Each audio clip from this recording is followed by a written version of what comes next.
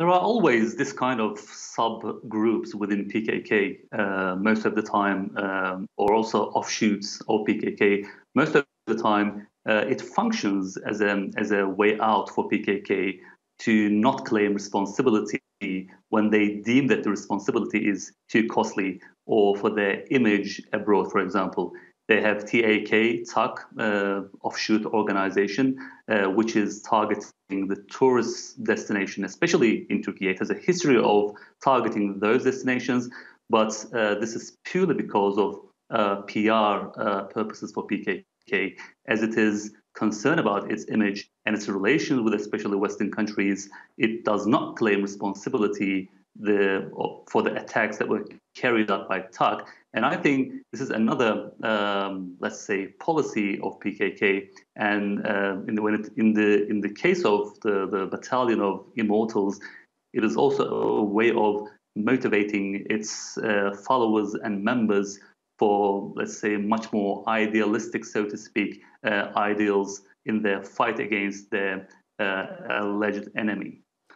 It's hard to tell under these circumstances because there was already a cross-border military operations planned in northern Syria, for example, for a very long time. But due to strategic, economic, and even political considerations, it is being reserved for the best timing for the decision makers and for the national interest of Turkey.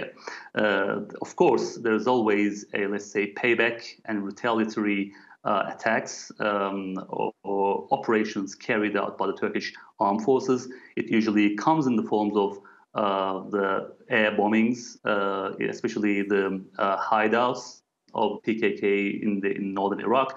But there are also, let's say, operations, police and legal operations against PKK cells and networks within Turkey, all in tandem with the retaliation against PKK's attack. So when it comes to land, let's say land-based, let's say operation, cross-border operation, I'm not sure, but I think the needed and necessary, let's say retaliatory operation has already been conducted, and I think this will be it for the timing and for this, particularly for this terror attack now. I'm not sure about that prospect, to be honest.